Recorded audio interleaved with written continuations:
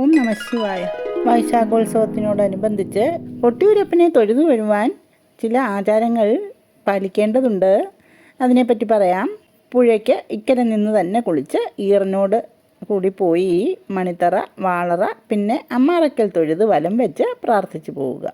പോകുമ്പോൾ ഭണ്ഡാര സമർപ്പണം നടത്തുക എന്ന ഒരു പതിവുണ്ട്. ഇതൊരു പ്രായശ്ചിത്തമാണ്. അറിയാതെ പോലും നമ്മുടെ ദേഹത്ത് അവിടുത്തെ മണ്ണ് പോലും പറ്റി പുറത്തു പോകരുത്. അങ്ങനെ അറിയാതെ പോകുന്നതിനുള്ള പ്രായശ്ചിത്തമാണ് ഈ ഭണ്ഡാര സമർപ്പണം. പിന്നെ തിരുവഞ്ചിറ എന്ന് പറയുന്ന വെള്ളമുള്ള സ്ഥലത്ത് നിന്ന് കയറിയാൽ പിന്നെ അങ്ങോട്ട് ഇറങ്ങരുത്. ഇറങ്ങിയാൽ വീണ്ടും ഭണ്ഡാരം പെരുക്കണം.